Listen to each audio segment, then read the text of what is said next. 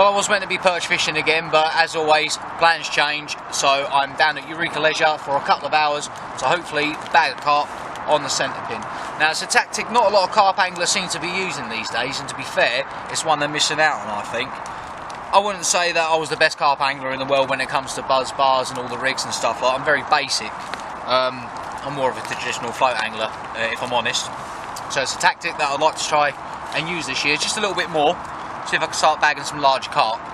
So I've got my new rod, which is my 11 foot 1.25 pound test curve rod, which is gonna give it a lovely progressive action. It's gonna bend right through to the butt, so if I do get anything sizable on here, I've got enough leverage to get it out of the way of any snags that may impose me catching the fish. But also it's light enough that if I get any tench as well, bream, roach, perch, you know what, this is also my perch rod actually, to be fair.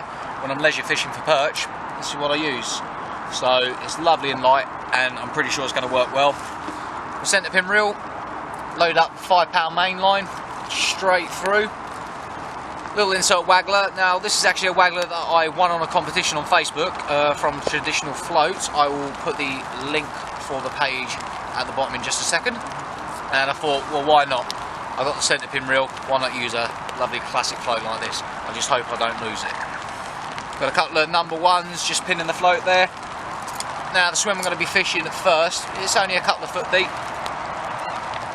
Got a size 8 Drennan hook all the way through. There's no hook length, it's all the way through. And I've got a piece of Evolution corn on the hook. It's one of the corn stacks. All I've done is chopped it down and literally just put it on the hook. It's a single grain. Now obviously that's going to pop that up, and in a minute I'm going to stick a number one about 1.5 inches away from the hook. That's just to lay it down on the bottom. I want to lay about 1.5 inches off the hook. So almost like a carp rig, just without any of the heavy weight. And obviously the float's sticking up. My phone's going off, typical. It might be Tyler. I'm with Tyler today, so he may have caught a fish, so he might be messaging me. I'll have a look in just a second. But obviously that's still going to be sticking up 1.5 inches off the bottom. Now all I've done is applied a little bit of tungsten rig putty just to the eye of it, just enough to slowly sink it down. And hopefully what I should get is a lift bite. Basically the float would just go up and then hopefully sail away. But that's the rig, and that's basically the method. I'm going to give this a really good go this year. Like I said, I don't think many carp anglers use this tactic, to be fair, and they are missing out. It's great fun on the reel, and hopefully if I catch one, you will see. So I'm going to get a bit of sweet corn out, just in the little margin area, right up against the reeds, a couple of hours, we'll see if we can bag a carp. Right, so in the swim, I've got two options really. I've got reeds to either side of me. On the immediate left, I've got reeds directly on me, and then on the right, they're just out a little bit. There's a bit of an overhanging tree, so I'm a little bit cautious as to swing it in this wind over there. I'll probably get hooked up there and lose everything again. So I'm probably gonna start off down on the bottom on the left, chuck out a bit of corn there. I'll chuck out a bit of corn there as well, and I've decided to put a dendrobean worm on with the Evolution corn and take away the tungsten, and it literally critically balances the rig. It sinks so slowly, so I've got the added advantage of a visual bait and a smelly bait as well. So fingers crossed, just watching the float. Fingers crossed we're going to get one. I'm going to put this camera down because looks like I might get a bit of action here.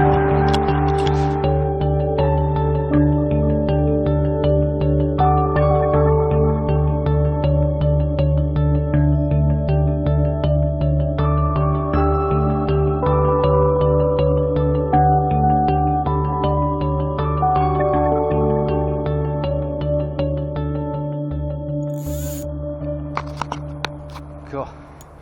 We've got one on the pin, and oh my god, it's fighting so hard. I'm probably gonna lose this one if I'm honest. It's it's bigger than I thought. It's a lot bigger than I thought, so I may lose it. So if I do, I apologise, but I will try my very best to get it in. Oh, he's coming right into the margin now. It's not good, but I've got this lovely crisp 1.2 test curve rod. Oh, and it's taken a thrashing. And on this centerpin, oh, that's a lovely mirror. That's a stunning mirror. Oh, I don't want to lose this. But we'll do our best. Just keep that rod low, keep the pressure on it. Beautiful progressive action in that rod. Look at that. And Tyler coming in with the, oh no, it's a common. It's a lovely common actually to have on the centerpin. Tyler coming in with the NSR. It's a double. Oh, go on the pin. On the pin, get it up, Tyler. Yes! Yes! Brilliant, and on the pin as well. Get in there. Well, that was an unbelievable fight. I generally can't understand why most carp anglers ain't giving this tactic a go. That far beats any kind of fight I've had on a 12-foot, 2.5, 3/4, 3 pound test curve rod with 12 pound mainline. That was brilliant. I'm certainly going to be giving this a go again, and what a lovely fish to bank. Oh, get her up. 10 pounds and 12 ounces. A beautiful winter common. She's still alive and kicking. It's just insane. Absolutely insane. Look at that. Beautiful condition fish. Oi. A lot of fight still left in her. 10 pound and 12 ounce on the float and centerpin. I couldn't be happier. Brilliant. Absolutely give this tactic a go. Go out, get a little float rod, get a centerpin, and give this a go. This is brilliant fun. There we are. Alright, let's get her back in. Great little piece of kit. This is the NSR. We'll do a video on it soon. I'll show you why it's probably one of the best. There she goes. Landing nets, there is. Fantastic. What a way to catch one in winter. Brilliant. Well, that's my 2 hours up. Thoroughly enjoyed myself. 10 pound, 12 ounce common carp on the centerpin and float, so I'm absolutely ecstatic with that. Couldn't ask for any more. If you haven't given that tactic a go, do try it. It's absolutely exhilarating. There is no fight like it. Absolutely wonderful. Definitely give it a go. Sometimes sitting behind the buzz bars ain't gonna cut it, and today proved that. Fantastic. As always, please do like the video and do subscribe to the channel, and if you're interested in seeing some live feeds on the bank, please do like my Facebook page or friend me. Web address is on the bottom. So until the next time, tight lines and best fishies.